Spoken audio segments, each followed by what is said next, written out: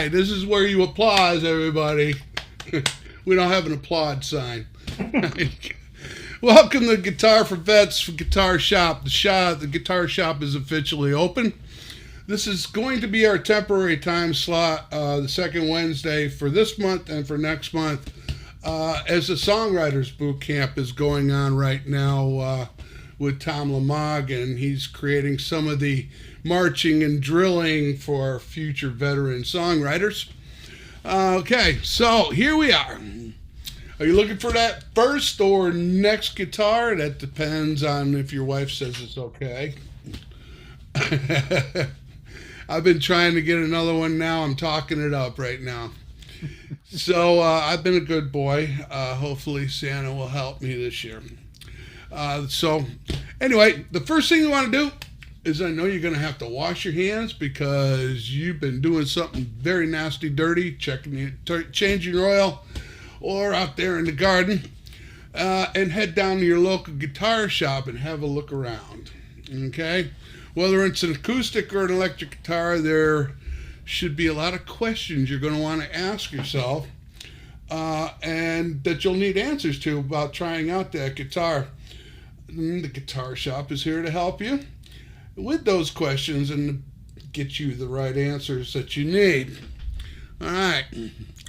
Today, bear in mind, and this is my disclaimer for the three of us, bear in mind that our discussions are solely based on our experienced opinion, and we try to make every effort to verify any of the information that we put out. So if you guys hear something that's wrong, we will more than be happy to hear from you, and we'll correct it. So that said, it is my esteemed privilege for these two guys that I've been working with, one on my right, one on my left. They are the guitar gurus of the Guitar Shop, my co-hosts Michael O'Connell and John DeMarco. So Mike, let's start with you. Tell us a little about yourself. Okay. Which Michael? Michael, you got a great name. Okay. I love it. So I've been playing guitar, I tell most people, longer than they've been alive. I started when I was 14. I'm 72. So it's one of those things where I played off and on for years and years and years. And then I started to get more serious about it. I started out playing in little gigs in churches and things, the teenage stuff. Got more serious about it, and now I'm basically, most of my time is spent there out on the streets in front of my Trader Joe's, like a rock group does the same thing, and we just play for the little crowds, and the people put money in the coin box, and I also try to push. I'm a technologist, and so for me, music is a lot of guitar. It's also a lot of everything that makes a guitar sound good, and so. I look at my pedal boards and all my other gear here as a way to basically, improve what I can do, and it works pretty well for that. So kind of a well-rounded person, guitarist. Just enjoy it a great deal, and so I don't know what else I could say. Well, Mike, you are also an instructor for Guitar for Vets. You remind me of that, don't you? Yes, which qualifies you to be here. Yeah, my students think the same thing, so that's good. All right, John, you're up next. What have you been up to? Well, so I've been with the Cav Arts group here with the virtual, instructing for about a year. But prior to that, I have another year behind me of doing in-person for Guitars for Vets. So about 2.5 years altogether. And much like Michael and probably yourself, I started off playing when I was a teenager and played in a lot of garage bands, played in a few bars, more than a few bars, played in the college jazz band for quite a while and that kind of stuff. And then, life happens, and playing guitar kind of fell off for a number of years as my kids got older and whatnot. And then I came back to it again probably about 20 years ago. And besides playing, The other part of my passion is I've actually made quite a few guitars. So probably 4 or 5 acoustics, and then I don't know how many, couple dozen electrics probably through the years. So anything about guitars, I am absolutely a nerd. I have probably about 50 books on guitars, and I love the history of it. I will debate with you about who invented the first electric guitar, and we can do a whole segment on that sometime if you want. Anyway, just happy to be here. All right. Thank you, John. Hi, Mr. Lilly. How we doing? Cheese at the boss. Oh man, we got to clean our act up now. I know. We can't act the fools no more. You guys really don't know me. Got Well, why don't you lead us into it then? Yeah, set the boundaries. Well, John, one of the things we've talked about your guitar building. We've had other guitar shops with you on talking about your guitar builds, and that goes along with that experience. You've made up a listing of criteria that you can share with us today about getting those answers to those questions that I was just talking about when you're trying out a new guitar. And then also, John, you'll be, if you would, start us off with our focus on the guitar next today. Okay. So let me get something up on screen here for us. And I think you should all be seeing my presentation now. I think there's 3 things behind this. So I started with used because I think there's a lot of really, really good deals out there in the world with used guitars. Having said that, I have bought guitars online without actually touching them. I don't recommend that. I think you should touch the guitar you're going to buy next, but I have successfully bought offline or online, and looking at the photos very carefully and talking to people, chatting online with them. But some of the physical things I think are pretty straightforward, which is, look to make sure that you haven't got a lot of wear and tear on that guitar, corroded hardware, that kind of stuff, general grunge and rust and the metal stuff, metal components. And then, look over the body and look for scratches and dents. And I have to tell you, part of me says, as long as it sounds okay and it doesn't bother you, I don't worry about little things. But certainly there's some, very serious things. And I've got some photos here with some cracked headstocks and cracked necks you can see here. A couple of cracked soundboards.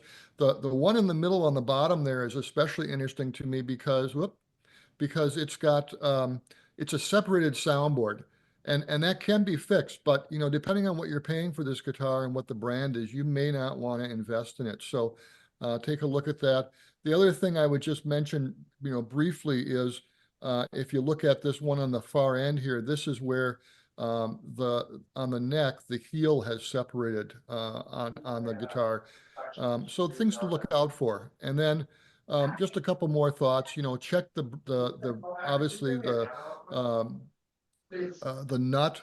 There's up in the corner there's a picture of one where there's some real damage, probably from either being dropped or something like that. And then look at the frets. Are they dented? Are they low? Are they any kind of grunge on them, that kind of thing. And then the last one that I see a lot of is with a bridge, especially on acoustics, the bridge is coming up. And so on the very bottom, you can see where the bridge is coming up quite a bit, and that's something you can visually see. The picture in the middle, though, is a bridge where you can slip a piece of typing paper underneath there. So you wouldn't visually necessarily be able to tell that bridge was separating. Again, these are things that can be fixed, but you may not want to invest in the guitar and then pay for repairs. So just some things to kind of look at in general. And then, for electric guitars, you want to check to make sure that, all the components are there. Are they the original components, or has it been modified? Nothing wrong with that, but if you're buying a classic, you might not want it modified with swapped out parts. Make sure that the jack, the plug, works correctly. Look for connection issues. Make sure those volume and tone knobs work okay and don't make a lot of noise when you move move them around. And then pickups, listen to each pickup individually, and then do some clean and some sounds with some gain. And I can't really emphasize enough the fact that electric guitars are about the pickups and about the amplifier and obviously the player. But I mean, the reality of the situation is, you want to run it through its paces before you decide to buy it. And I would say that a lot of this is, true of a brand new guitar too. You want to try that out too. Um, Obviously, there's also all kinds of body shapes depending on if it's an acoustic or an electric. And I call this the cool factor, right? What do you enjoy visually? And, take a look at that guitar. I'd also talk about how it fits to your body. Some bodies, especially, you get some dreadnought jumbos, they're very large, depending on how long your arms are, etc.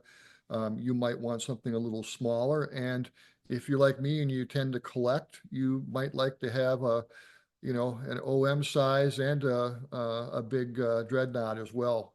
Again, the same thing with electrics. There's all kinds of body sizes and weights, so check those out. And then, if you think about electrics, they're pretty easy. You've seen some exploded diagrams and some parts here. These are basics of how it goes together, the machine goes together. And I kind of bring it up because, again, when we start talking about the neck now in a minute, you have several different kinds of necks for electrics. You've got a bolt-on, which is kind of what the Fender, thing was. That's what Leo invented back in the day. You have sort of the Gibson glued in, and we'll talk about this with acoustic guitars in a minute, where it's glued into the body, and pretty hard job to move it or change it. And then you actually have what I call through body, and you can kind of see it in this picture on the far right, where the neck continues on into the body, and they kind of glue wings onto it. And this, all these three things make the guitar sound different, feel different. Down by the heel, the neck is going to feel different to you. So you want to kind of check all that stuff out.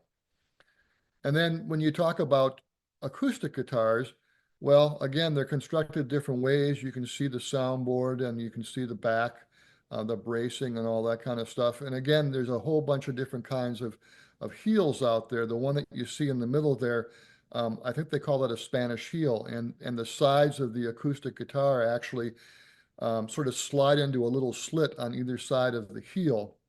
And that's kind of the way that Spanish guitars, classical guitars are built in general in the old days, not as much recently. Recently, for acoustic guitars, and by recent I mean the last 20-25 years, you see even nylon string guitars as well as steel string, where they're doing some kind of a connection with a dovetail, or on the far right there, it's literally like a tongue and groove. And then what's sort of been added to that in the last 20-25 years is actually putting bolts in. And the difference between these is the old way to do this was they actually glued that heel of the neck into the guitar.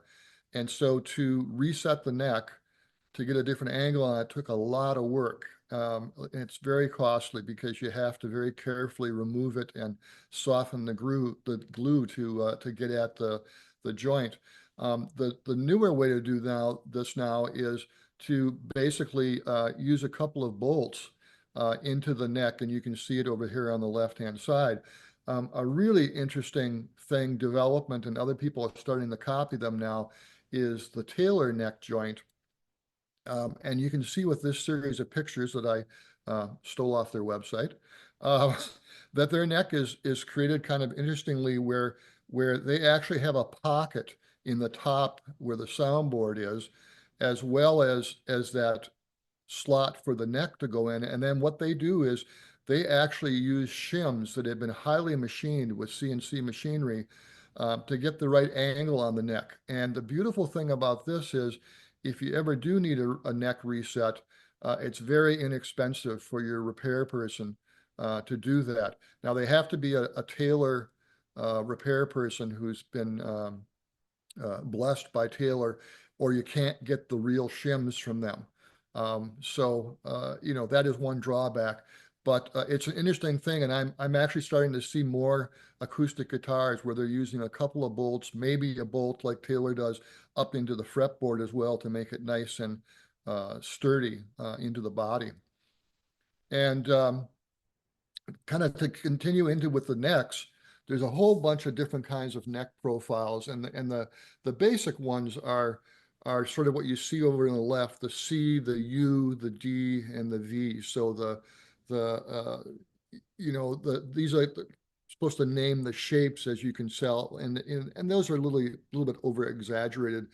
On the right, though, actually, I've actually got something I took off Martin's website about neck shapes and all the different neck shapes that they've got. And I have to tell you that I think that's where, when you're playing, that's where you're going to find, I enjoy this guitar or I don't enjoy this guitar. One of the things is that neck profile on the back. So pay attention to that when you're playing and going up and down the neck.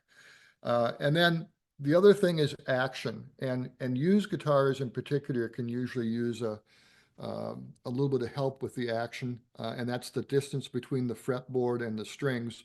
But certainly new guitars, in fact, sometimes when we get them in for guitars for vets, I'll kind of do a little bit of an adjustment on the truss rod and occasionally even shave a little bit of something off of the bridge to make it a little bit easier playing for the vet if I have time. But you can see that there's sort of three kind of illustrations on the right there, and it's all about it. Is it a neutral neck, which means it's just like dead straight? That's pretty easy to get on a Fender Stratocaster or any of the Fenders. And then the other thing is some people enjoy a little bit of an up bow. And again, it's exaggerated there, but that's where the neck is actually adjusted with the truss rod up a little bit on the headstock end by putting some pressure on that neck. And then the same thing is true with back bow. And as long as you don't get too carried away, I wouldn't say there's a wrong way to do it. Everybody has their favorite. Again, it's how does it feel under your fingers, and what do the strings feel like when you're playing? Is it too much? Is it not enough?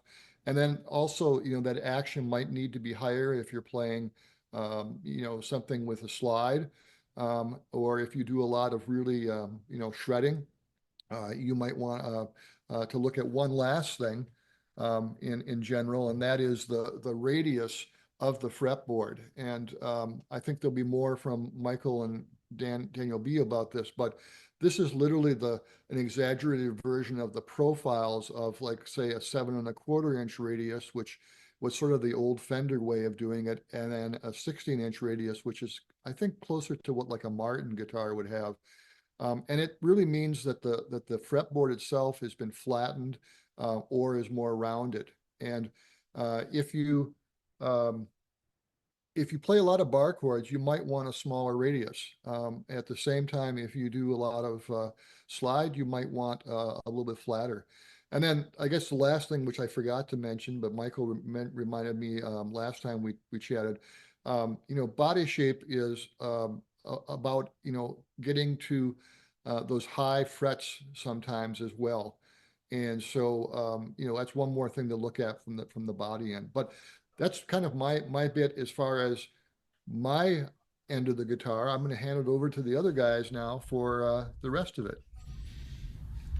All right. Well, thank you, John. Let's talk about that when you were talking about the maple necks versus necks that have a glued-on fingerboard.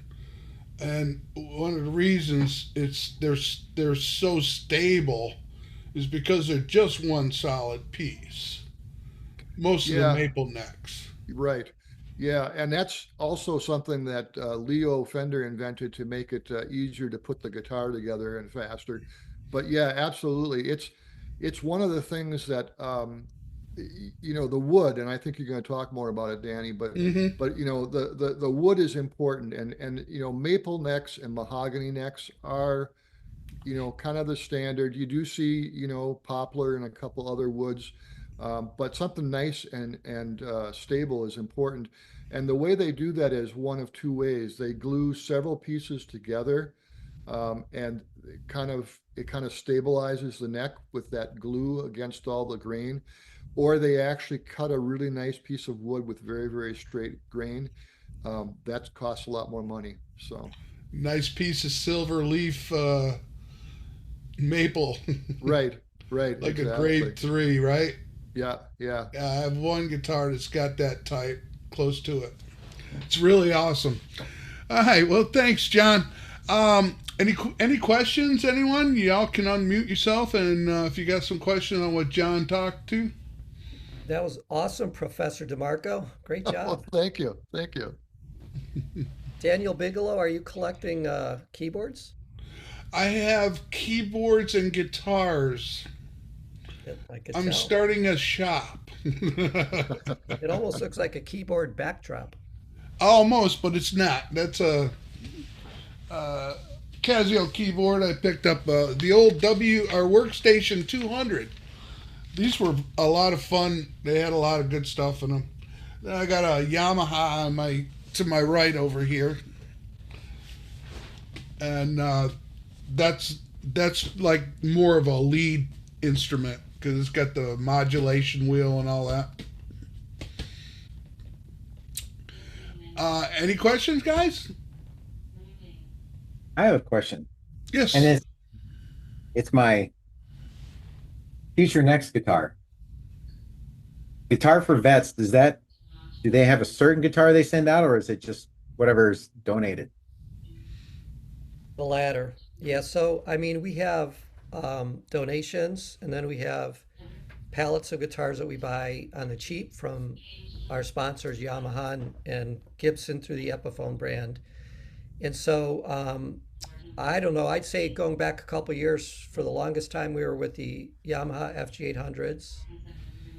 Yamaha discontinued those, and while we were working to get another supplier, we established a relationship with Gibson, and we started with the Epiphone Pro Ones.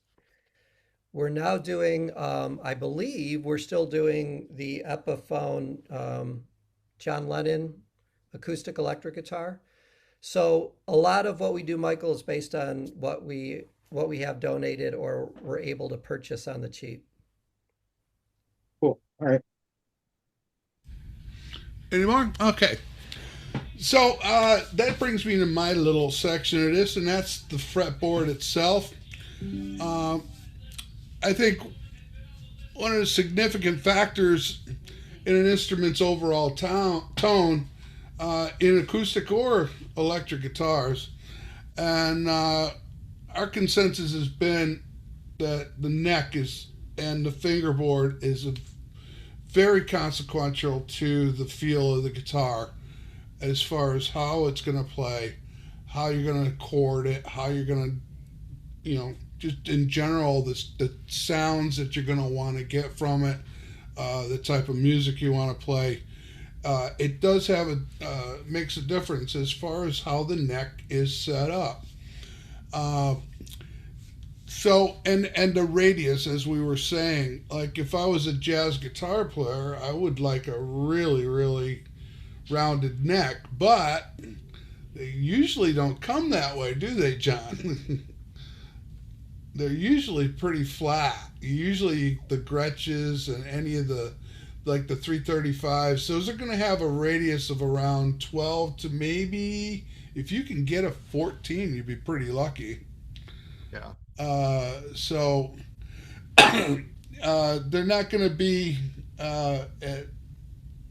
as much of a radius. Now, when you talk about a Fender Stratocaster, and that was the great thing about Stratocasters, they were all anywhere within about a 9.5 to a 10 radius, and they felt good when you were playing chords, and that was a big sell for them. So one element of the guitar specs, I think definitely that's, like I said, overlooked is the fretboard. And there's specifically what the material is that they're using. There's a lot of great Tonewoods out there. ranging from like African ebony, which is actually on this guitar. I don't know how well you guys could see that. Real slick. To the new carbon fiber composites that we have out today. And I'd like to get my hands on one of those carbon fibers. So there's a huge debate that I've read on several things I've read over whether you can actually hear the impact of the fretboard woods as far as the guitar tones.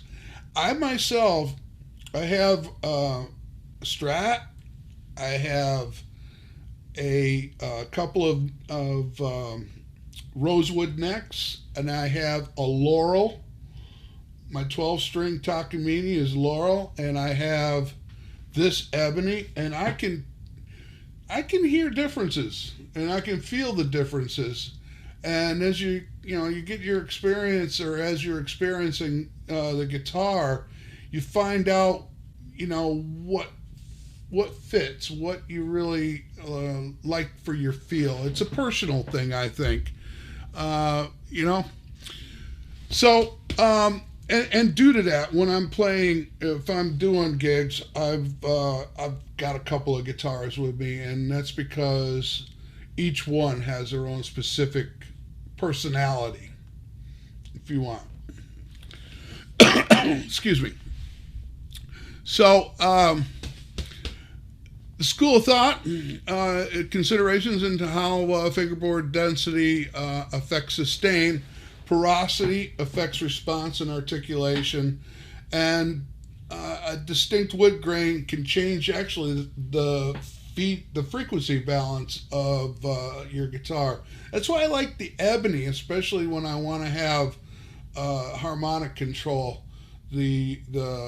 This carbon guitar is easier to control those different undertones that I may want to get out. Some people they can think that it's a fretboard is just a fretboard, and that's cool. That's what you're into. But when you really try them out and you start really hearing, you can really start hearing that difference and that feel. So in the end, and this is all my opinion, believe me.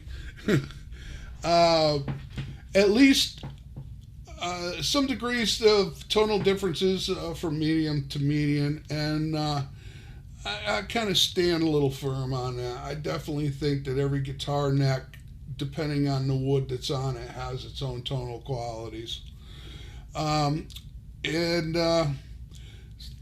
I said, I might be kind of a purist, guitar playing or guitar building is a very time honored of the all wood builds of traditional guitars, and it's sometimes I think I must be just getting old because these are what I like. Like I said, I'd really like to get my hands on a synthetic, and I know Paul has one in his hand right now. Oh, you don't have your synthetic in your hand right now? That's in the basement. Oh, okay. And I also know our friend Tom Lamag has a carbon fiber, and I'd really like to try them out. And they've got some really cool things inside of them that you can play with. They got some effects and all that. So anyway, I've now lost my place. So ultimately, what it really comes down to is the wood needs to be hard enough to withstand any scratching friction, the scratching friction of a guitar string, and durable enough not to crack, which, John, I don't know if you've ever seen a cracked fingerboard, but man, it's devastating. I've had one crack on me. And then, it's really just what it needs. And there's, luthiers have done an excellent job of creating those standards over the years. I'm sure they've tried out everything. Of course, due to some of today's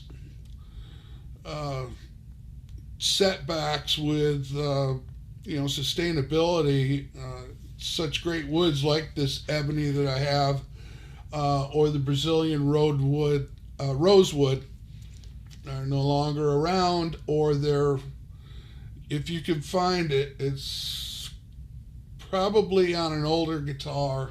If somebody says it's Brazilian rosewood, it depending on the age, it probably is not. It's probably Indian rosewood, and that's because I don't think the last guitar might have been 1967.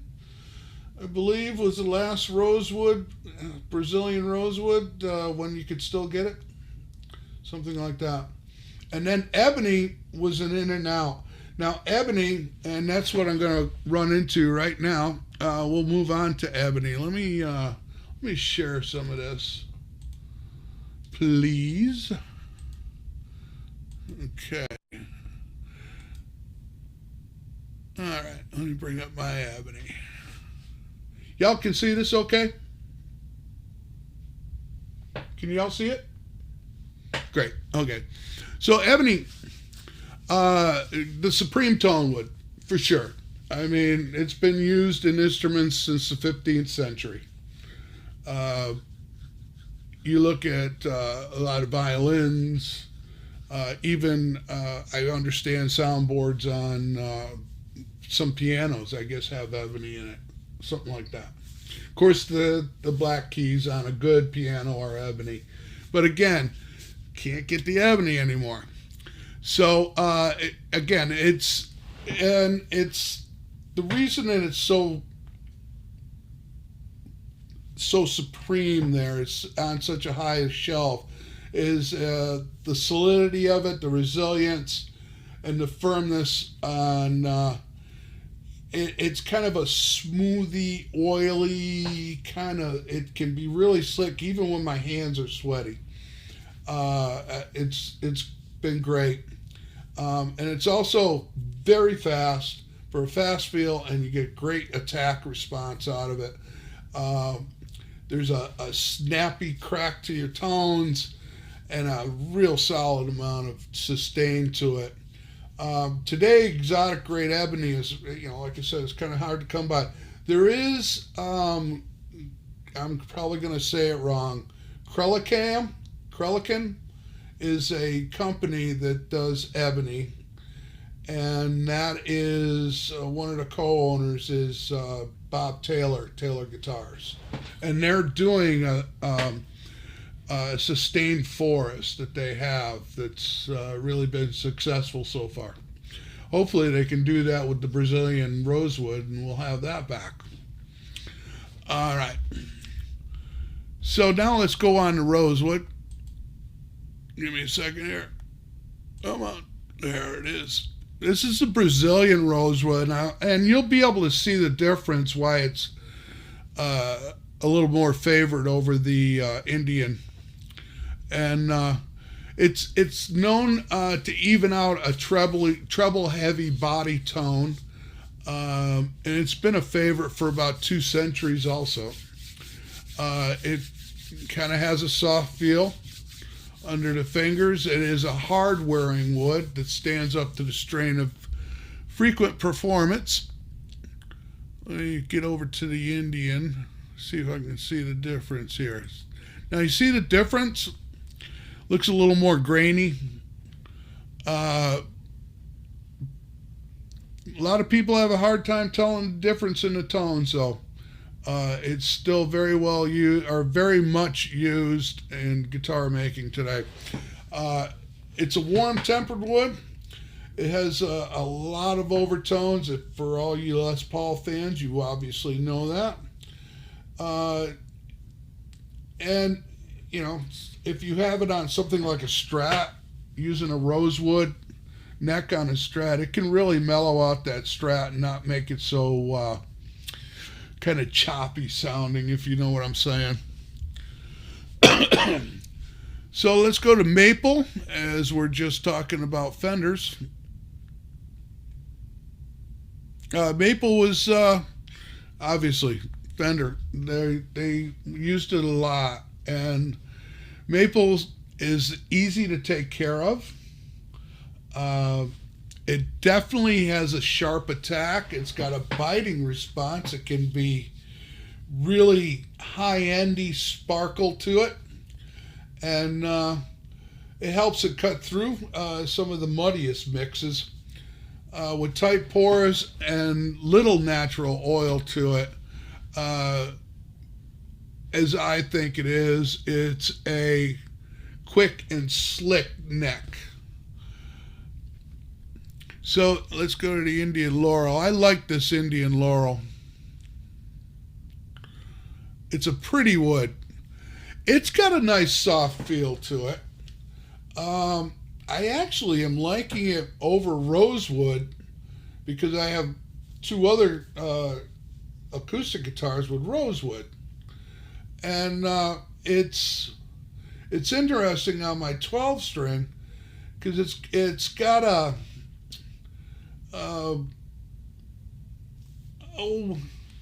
I think it's a balance response to it. You get what you want out of it, but it's if you want a delicate feel, like when you're playing a 12 string, it really helps out, and it's got some great tonal qualities.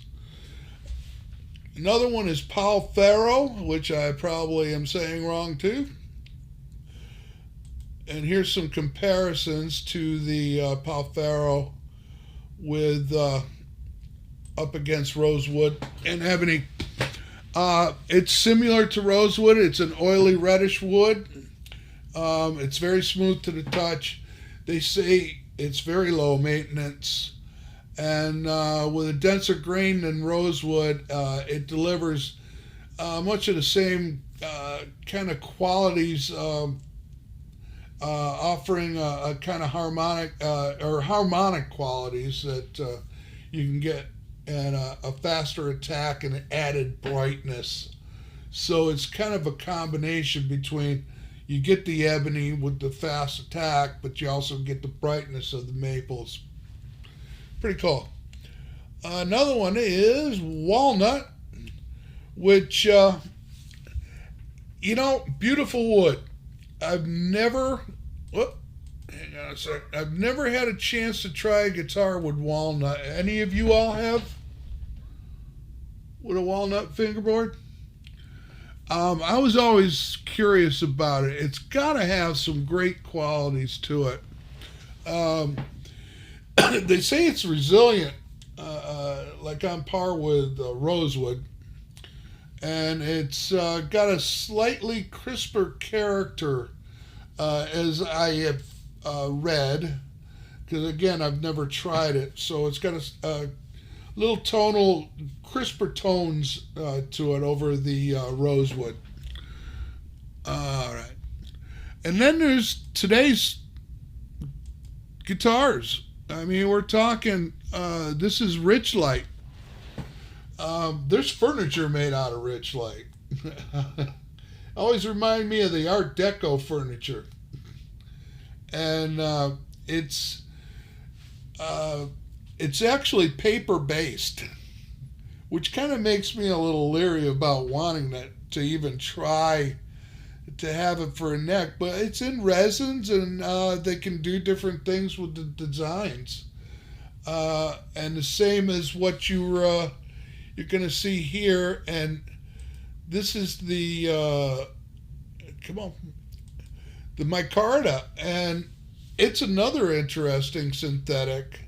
And Paul, I can assume that you probably can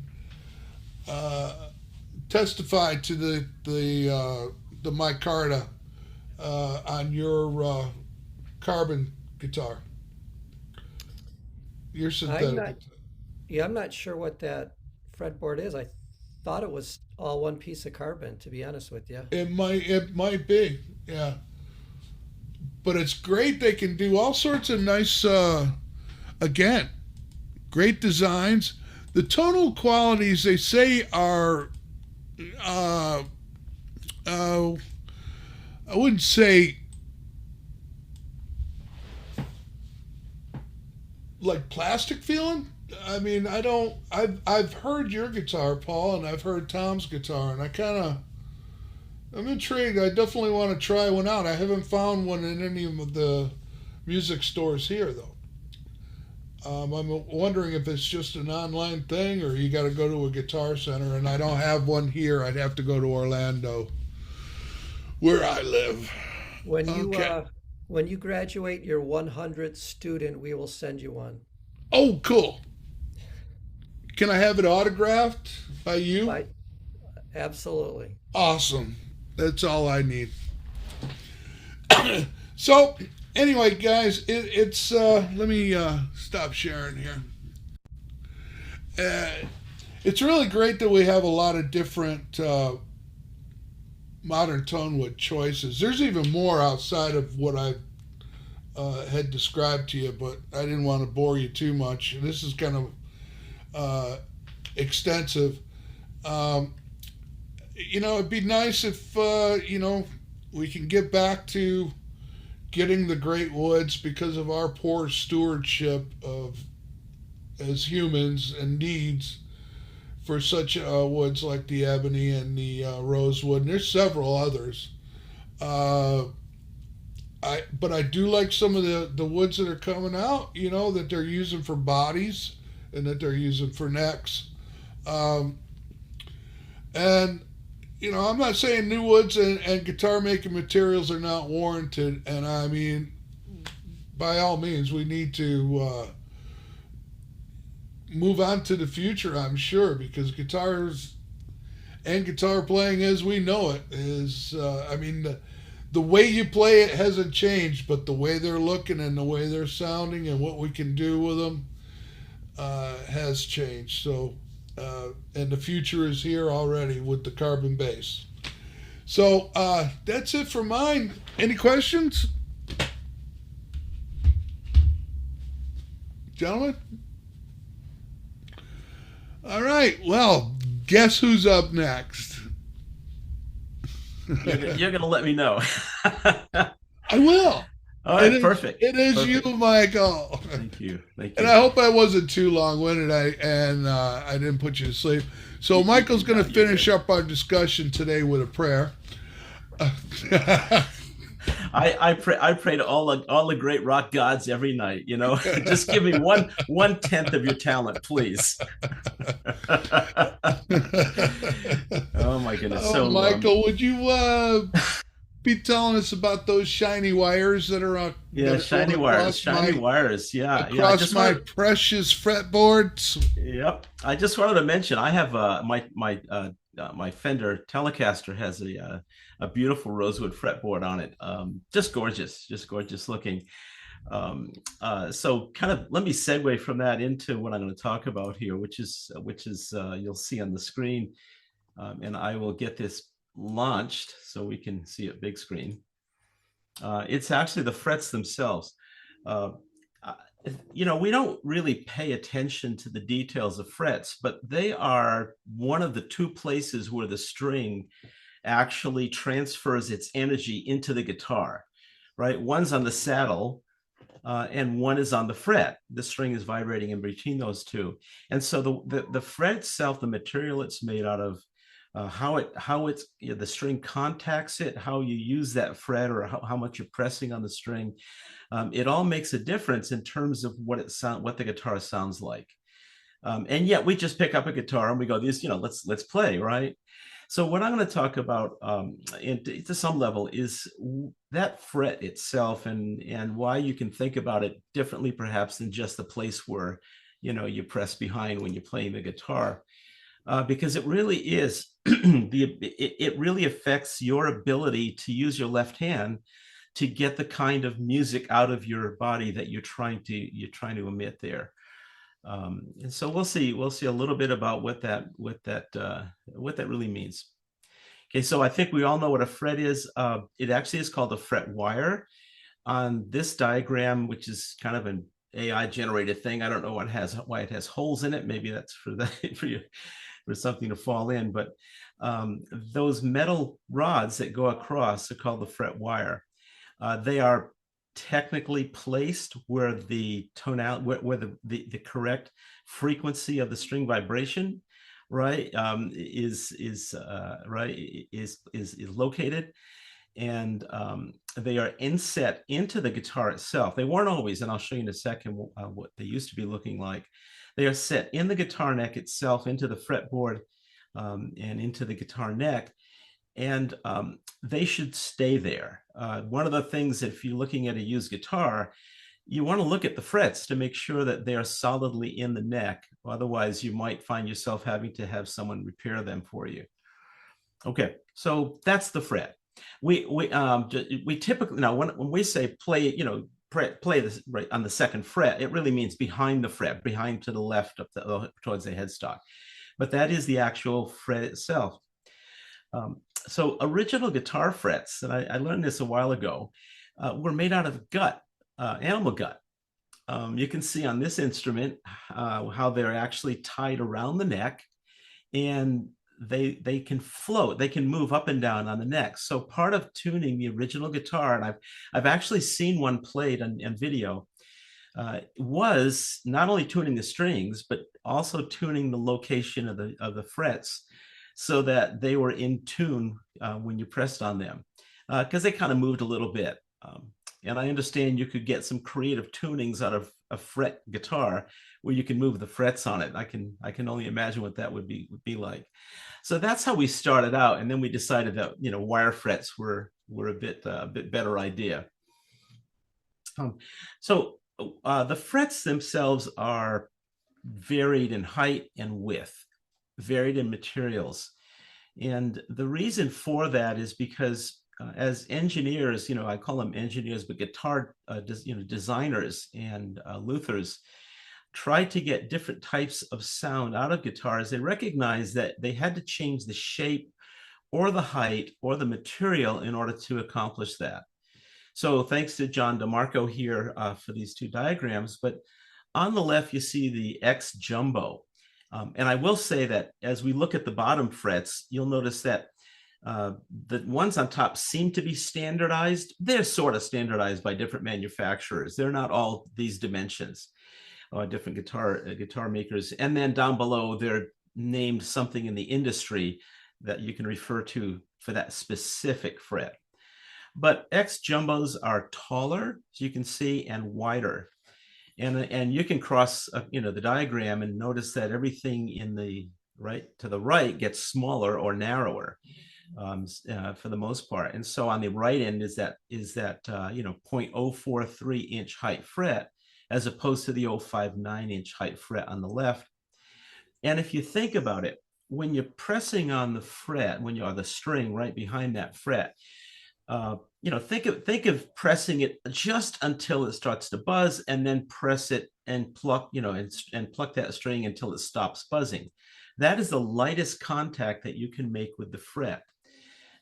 It is a very gentle, light touch, and some guitarists prefer that. And so they're able to do that with shorter frets, more intricate chords, those kinds of things, as you'll see in a minute. But as you press harder, the string actually wraps down on the back end of that fret. And so you're getting more contact of the string on the fret. And so that's part of the reason why you'll hear different tone, and I'll call it tone, but different timbre in a way, depending upon how hard you press that string into the fret. This is something that engineers, and really good guitarists kind of, spend their lives, I think, talking about sometimes. For the most part, you're going to get what the manufacturer has decided to put on a guitar that you like. But I don't want you to leave that behind. I want you to actually try out different guitars, go look at manufacturers of different guitars with different frets, and just see what they feel like. Okay. So on the bottom, as I mentioned, you have some manufacturers' designs, Dunlops, Jescars, things of that nature here. And you can see all the way on the right that Gibson mandolin was really low fretted. And you can see in the middle, the Stumac frets, one of the standards, the Stu 150s were pretty high and pretty tall and broad, as opposed to steep. Okay. Right. So I kind of talked about some of the set, what we call the size spectrum for frets, but the vintage small, you're basically closer to the fretboard. So you don't have to press down into the fretboard to get tone out of it. And if you do press too hard, you're going to stop. So it's going to give you the ability to create, use your fingers in more intricate ways without having to press too hard to get that tone out of the guitar or out of the strings individually. The opposite of that is what you'll see as the pro on the medium jumbos or the jumbo extra talls, is that you can't get as much of a bite on the string. And why do you want to bite? Well, for bending is primarily bending and vibrato. I don't own any vintage small guitar fretted guitars. That might be something that I may pick up in a guitar store and try it out someday, but I do a lot of bending and vibrato, so for me that's not the fret to have. The medium is a balance. I don't own any medium fretted guitars. Mine are all medium jumbos. But if you're looking for a guitar that has different playing styles and you're used to doing bends and you're familiar with how you do vibrato on a neck, then you might pick up that and see how that works for you. Small bends might work better than extreme bends because of the amount of string you can get a bite into with the sort of medium height frets. And then they go up from there. If you ever see somebody just cranking on a string, and I'll do that, and I'm confident that string's going to stay there because it's almost in the middle of my fingertip. And so taller frets give you that ability to grab that string and really, really bend it into it without worrying about it slipping out from underneath your finger. And so you get the medium jumbos or the extra talls. I would just say play around with those in a guitar shop and see what they feel like to you. I'll briefly touch on the metals. Everything I own has nickel silver. Fender, Taylor. It seems to be a pretty good standard for guitars, at least the ones that I'm playing. Fender does make a different. They do use different styles of frets and different materials, but you can see that nickel silver is a bit warmer. It's really hard, durable. If you ever see a guitar that's been played well and it has soft frets, you'll notice the frets have dips in them. I've seen that before. And so nickel silver tends to be a pretty standard one. Stainless steel, another very, very hard, very durable material, and it gets bright clear. Now, if you look at the materials, the metals in these, look at the first one. It's copper, nickel, and zinc, right? And so copper and nickel themselves are actually a little softer, and so the way it transfers the energy into the neck is a little softer in a way, and it's a little warmer tone than you get from a steel. Steel would be very bright, very biting tones, similar to necks that Daniel was talking about. And so, it is a choice in terms of what sound you want to get out of the guitar. And an EVO gold, it has no gold. It's also a warmer tone fret as well. And I know, like I say, Fender produces some EVO gold fretted guitars. I think Taylor does at the very high end, and you can always tell that because they look gold, even though they have no gold in them. They have a goldish tone to them, and so that's one way of seeing what you're actually playing. Okay, so I'll just display the screen. Here are some of these the manufacturers, the guitar makers who have different styles of frets that they like to put on guitars. And if you have the money, by the way, go to custom shop, right? Fender Custom Shop or anywhere else, and pay thousands and thousands of dollars and have exactly the guitar you want. I'm going to have to wait for my old wife to go away before I can justify getting one of those. And I won't have a new wife because she won't let me either, right? All right. So where it comes down to is playing style. Like I say, you're going to find a guitar that has tone woods, neck woods, that has a certain sound to it. Maybe it's a classic sound, maybe it's a Les Paul, things of that nature. And so you're gonna buy that guitar. But if you have a choice and you want to focus on a style, right, make sure that guitar's frets also match the style you want to play. And so you can see blues and rock, right, easier bending, and I even have reasonably tall frets on my Taylor with light gauge strings because I like to bend my acoustics.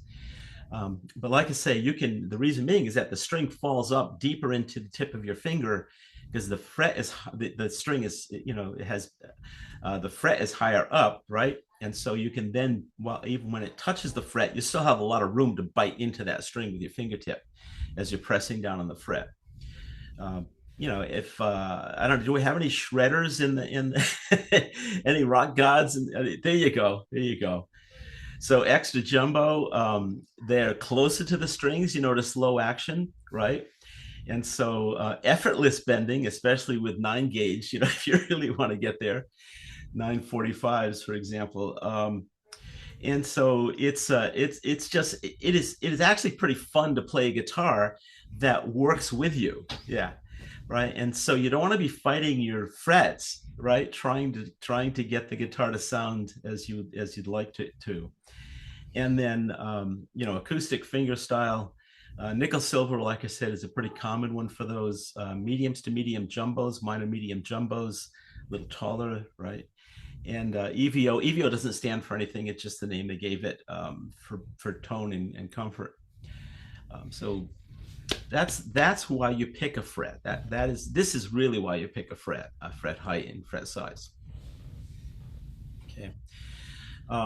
The other thing that I'll mention is let me see if this just escaped me, but let me go back there for a sec if I can. No, it's okay. We'll keep going.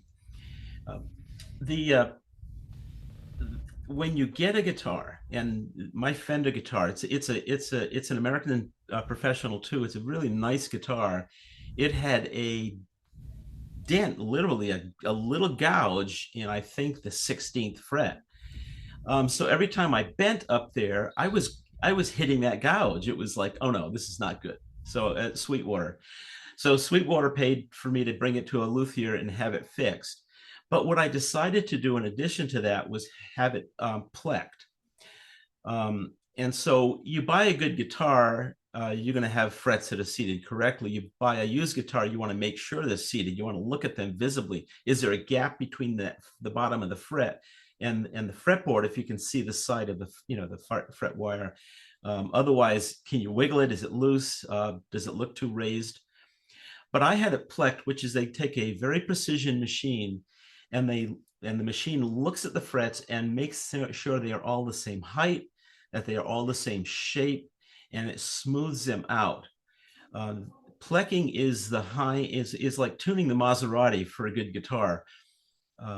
I would not pleck a $300 guitar. It's going to cost as much to pleck it. But if you have a decent guitar, one of the ways, I mean, if you may play it and it may feel just great, but one of the ways it may show up is that as you press on different frets up the neck of the guitar, you may find it buzzing somewhere, but not other, right? So you may find this, and then you can isolate it down to that one fret, which may be sticking up a little bit. So that's one way of identifying that you've got a little problem there that you might want to have plecked. Okay. All right. So it's about you playing the guitar. It's everything else is technical.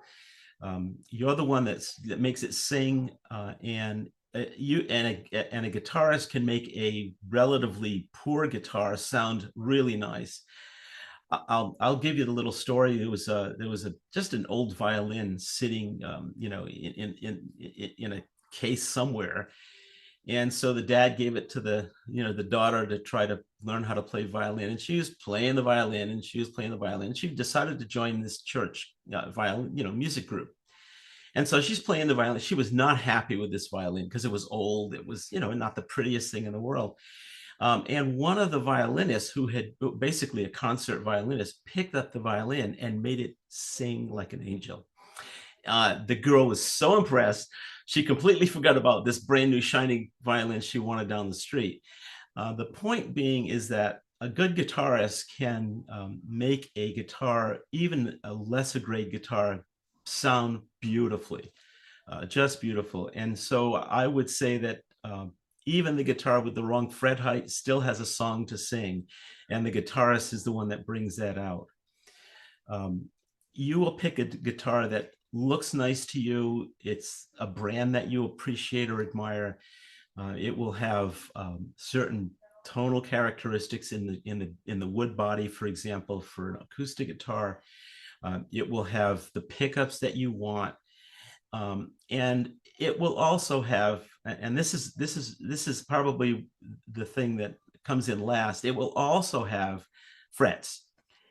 Just make sure it has the frets that you want for the style of guitar that you're playing. You could also say, I just want tall frets, and go that way and find out what guitars are available. But it's more, you do more than that to pick a guitar. And that's my advice to you. One guitar will not satisfy all your needs, as you know, right? Some of you have guitars hanging all over the walls. And so you pick a guitar, the first one, it may be what you got to learn how to play guitar with Guitars for Vets. It may be the one that you get when you finish the course, but so you're going to play that, but then you get a sense of, okay, what is it I want to play? And then go and look for another guitar that does that for you. And if you want to go into electric, there's another guitar that does that for you. And so that's my advice. You'll never find one guitar that does it all. So consider down the road, the wife or the guitar or the next guitar, one of those things. Done with that. Any questions? Excellent wrap up, Michael. Excellent. Thank you. Great advice. It is not the guitar player the guitar that makes the player. It is the player that makes the guitar. Yep. I truly think so. So we're at that portion of the show where you can, our unfettered and unedited presentation, you can have a chance to talk to us or say anything you want about playing guitar. Guitars, whether it be equipment wise or what do you want to talk about? Whatever you want to talk about, we're here to have a little chat about it. I have a question about the pick guards on acoustic guitars. Has anyone ever noticed that changing a plastic to a solid wood made a tonal difference? I've never tried that experiment, but I would be interested to see. Yeah, one of my Taylors has a wood. It vibrates differently, and it covers a significant, part of the guitar top. Mm-hmm. So I'm expecting that it would have a difference, but I would think. Yeah, I never really thought about that. Yeah, I took the plastic one off my Mini and I put an ebony wood on there, and I can't tell if there's a sound difference or not. It sounds beautiful, but it sounded beautiful to start with. Well, I'll tell you what. No one will know that you did that. The difference is probably that small that no one will know. If it sounds good one way and the other, no one will know. Yeah. No one will care. That's another way of saying no one will care, right? But it could make a difference in how it looks, and that would be a sweet. Oh, it is beautiful when you take that shiny plastic thing off of it. Oh yeah. Yeah. DJ, you have a question? Your hand is up there. No? Oh. How you doing tonight? Just a thumbs up? There we go. Any other comments, questions? I guess not. Paul, anything coming up? The boot camp, songwriting boot camp's taken a hiatus and will start back up again, I believe, in June, with 4 more sessions concentrated more on using the instrument for harmony and melody for songwriting. I'm not sure when the next, I'd have to check to see when the next Guitar Brigade is, but we don't have a whole lot other than the next guitar shop lined up. We don't have anything else in store. Okay. Well, then I guess guitar shop is closing until Got we a meet question. again. Yes, sir. Um, for Dr. John, the nut on the guitar and how the strings are positioned on the nut of the guitar, should that be flat across or should that follow the radius of the fretboard? Well, I tell you what, it depends on if you're a purist and also what the radius of the fretboard itself is. My experience is most nuts that you would buy that are pre-slotted are probably going to be just straight. But I have seen people who do really, really intricate work, and then they will radius not only that, but they'll radius the nut and they'll radius on the bridge as well. And again, the more of a the smaller the radius on the fretboard is, the more that might make a difference. If you look like at a Fender that's got a small neck radius, you will see that the saddles on the bridge are actually set higher and lower depending on which string it is. From a playability standpoint, from me, I don't see a difference, but I think really good players probably could feel a difference. That's for sure. Okay, thanks. Is there a different sound between a bone nut and a plastic nut? You'd think so. You'd think so. I've actually tried that experiment, and my ears are not good enough to tell the difference. I tried a bone nut on the same guitar, a bone nut, a micarta, and a plastic. And I would like to tell you that I could tell the difference between the plastic and the bone. I'm not sure I could. The micarta and the bone, I definitely couldn't tell the difference. Your strings and your Tonewoods are going to provide the vast majority of the sound quality. Right? These other things are a little bit, you can tweak them perhaps, but the Tonewoods and the strings are going to give you your sound. Yeah. Right. Yeah. I have actually seen like metal nuts, and you can get a real twang out of those. But I think that's because it's just like a totally different kind of material than, or brass. I guess it wasn't steel, it was brass, is what I saw. Yeah.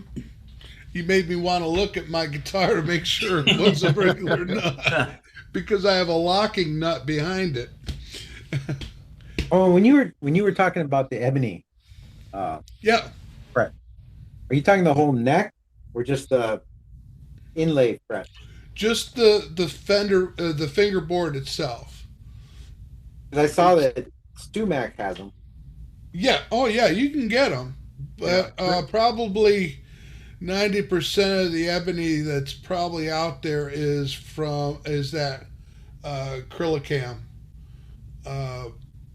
From what I've been reading, they're the ones that are the biggest suppliers right now of ebony.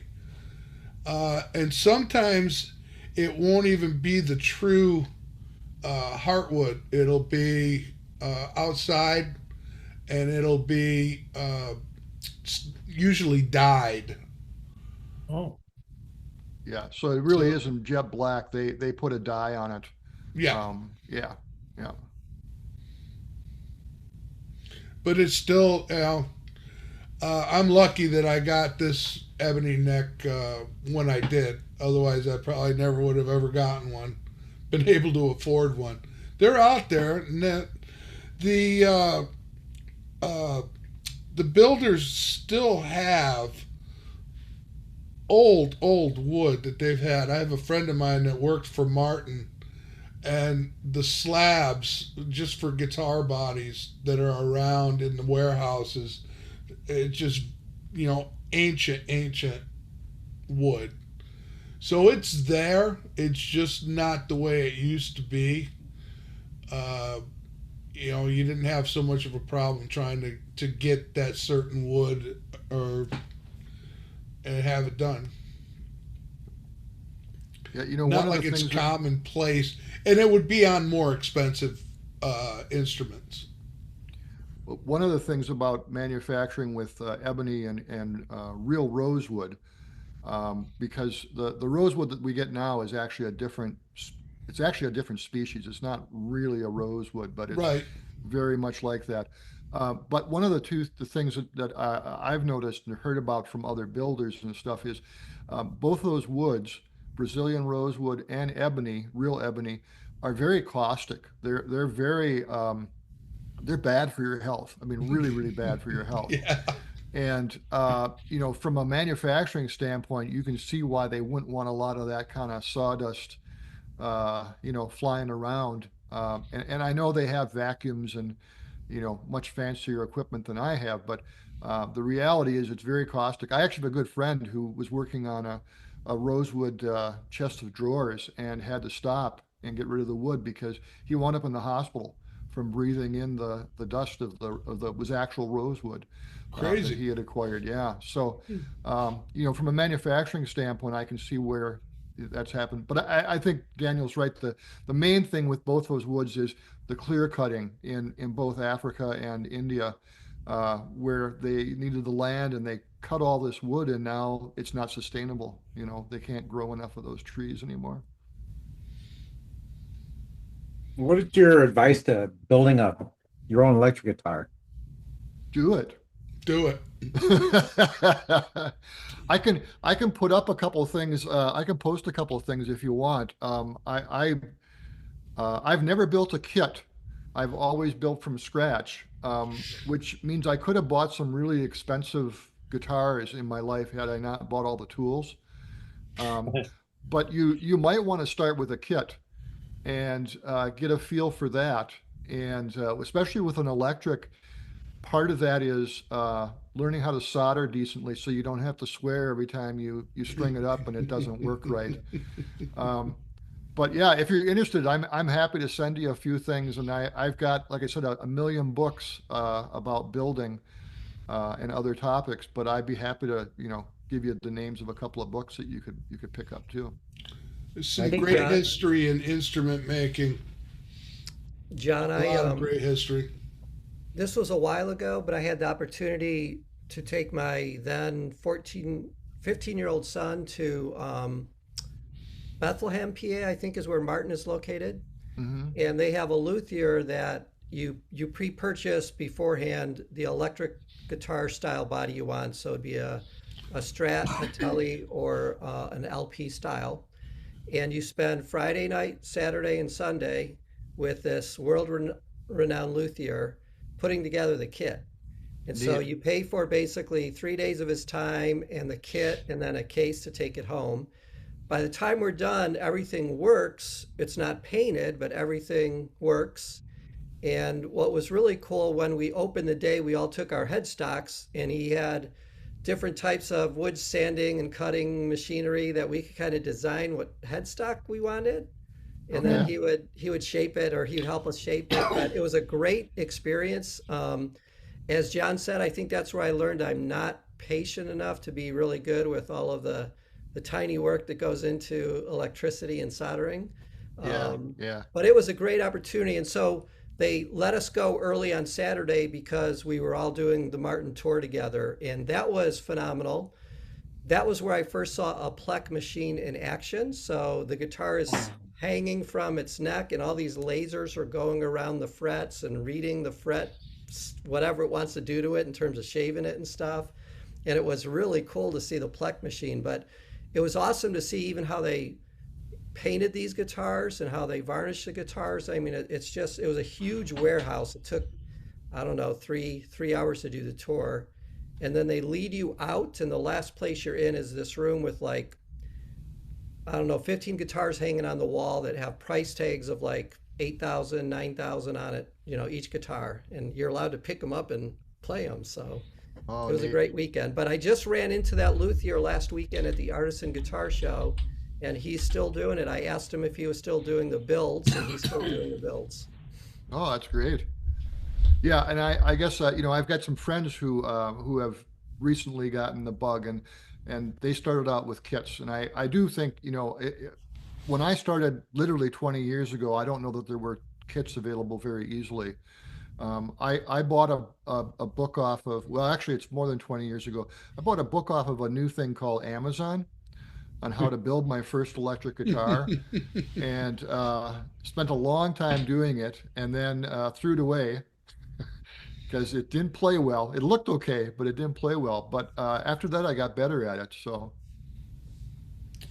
Remember All Parts, John? oh yeah, yeah. They used to have kits, and Mm-hmm. I I actually had a guitar with an all parts body, but it was something that a guy at his shop had made, music shop, Yeah, yeah. and I know that those are out there. I know that Stu Mack has amplifier kits as well. If you want to build your own amplifier or pedals, which is kind of interesting. But We got to talk with Jack Kavalovich one day, guys, and have him on about building effects and amplifiers, because he does it. Oh, sign me up. I want to be there for that one. I know, huh? Yeah. I'm just saying, I'm not a betting man, but I think Michael Diaz is close to making a purchase in the next week. I think so too. Close. Might be cheaper going that route than buying something I want. So Michael, I'm going to throw in, because I don't have the budget that some of these guys have. So I find the what was kind of expensive maybe when I was a kid, and then just upgraded all the electronics, split the coil, or tap it. I forget what the difference is. Where it's just, it turns it into a single coil, It's about and then the a same kill, difference. and then a kill switch that where I can turn this into a sustain or that kind of thing. So I can whammy, and then I can just kind of kill everything. Just you can. There are pinstripe stuff. When you're talking electric, you can do some research and come up with something absolutely amazing. Absolutely. Or if you're lazy like me, you go to the custom shop. I had a couple of quick questions. Yeah. Talking about the headstocks and changing out the tuning pegs. Is that an upgrade? I mean, it's pretty easy to do. Depends on the type of guitar. If it's It's Gresh. cheap. If it's you want to take a Gretsch and change out to Grovers, or They have the locking. you want to put the locking ones on? So David, I will tell you, I love locking tuners. It's hard Yeah, they're to have great. it's hard to have a guitar now without a locking tuner. My only recommendation, and I'm not really good with woodworking, if you find if you search that Gretsch model you have and you look for drop in, meaning they'll line up with all the two little screw holes as well as the center pin, they'll line up, they should just drop in. Those are the easiest. So you're not drilling anything and you're not cutting into it. And a lot of them will advertise that way. I was gonna say it's like buying parts for your car. You kind of want to line up the right part for your guitars. You can generally, and John, I don't think I'm wrong in this. You can generally find the right parts for pretty much any guitar that's out Oh yeah, there. for most brands, yeah. And Yeah. and one other thing I would say is that anytime you take a screw out of wood and then back into wood, a few times, sometimes those screws the wood can get stripped out. And so there are easy ways to fix that. The easiest way, if it happens to you, is a little bit of super glue and a very, very small wooden dowel. And then you just re-drill the hole right where it was, where that dowel is. And there'll be just enough wood there to give you a better grip with the screw. And I'll only mention that because I've had to do it about 50 times in my life, because you twist a little too hard or you do something, but it's nothing life-changing. You can definitely handle it. Toothpicks make great dowels. Exactly. Right. Yeah. What else? Exactly. Yeah. What else did you have, Dave? Yeah, the hollow. You didn't cover the hollow bodies. Hollow bodies. Well, we've only got an hour. Yeah, but he's got a point. As we're getting older, those hollow bodies are feeling a little better. Oh yeah, much Yeah, skinnier. yeah. It just for reason of content, we're I don't know, why haven't we? I guess there's no excuse to it. Why haven't we done hollow bodies? Probably because Yeah. I don't own one. I don't know. John does. Yeah, here's my latest favorite. Michael my, does. My newest child. Oh, that's beautiful. Oh, I love it. Yeah. I'd like to So- get me a Gretsch, the 61 series, I think it is. Okay, there you go. Yeah, that's Nice. a beauty right Oh. there. That's a Yeah. Taylor T5Z. That's a nice arch top. Yeah, those are beautiful. Yeah. Yeah. What's that there, David? You're getting lost behind from your. I can't find it. There. It's the Gretsch. Oh, Oh, it is nice. the Gretsch. Yeah. Okay. Yeah, I always love the Gretsch with the Bigsby tremolo on it. The Bigsby bridge and the tremolo. Yeah. Wilkinson had a good one too, but I'd rather the Bigsby. Anything else? Wow, We don't it's been have great. now. Thank you all for hanging out with us. So that's it. The guitar shops. Do you know what the topic is next month? What are we doing next month? Did we decide yet, fellas? Hollow bodies? No, otherwise I would have. Yeah, maybe. We were debating having you on, Paul, with your Spark amp. That was one. We were talking about doing our own rigs, like showing our own stuff and showing how we use, what we use, why we use. That's Can another. Can I ask a question of the group? Has anyone heard of the Tonewood amp for acoustic guitars? Yes. Yeah, I have one. I have one of the new ones as well. I have You the have first. the second version? I I'd have like the that. full- Yeah, I was just going to say the. Yeah, I have Tonewood both too. versions. Yeah, the Tonewood 2 is gives you the app on the iPhone. And the ability to do multiple stack the effects. Right, and stack the effects So either in how do you like parallel. it? Yeah, How do you like it, Michael? I love it. Yeah, I'm so enamored by those. I had the first one when it first came out, and if you don't know the Tonewood amp, it's there's these powerful magnets that you put inside your guitar, and there's a little box that fits on the back of your guitar through the magnets, and there's a little rubber diaphragm that's now on the back of your guitar. And the science behind it is it's using the sound hole of your guitar as an amplification. So you're not plugging into an actual amp. You're just using this kind of, and it's powered by, at least version 1 was battery powered. And it gives you like reverb and delay and chorus settings that you could use on your acoustic guitar. So again, it's not an amplifier, but because it agitates the back of the wood, the sound hole, it does project a little bit of volume, but it's really more for coloring the sound and not so much about volume. And they are so much fun. The very first time you just strum your guitar and then you just turn like the reverb on and you strum it, it's just gorgeous.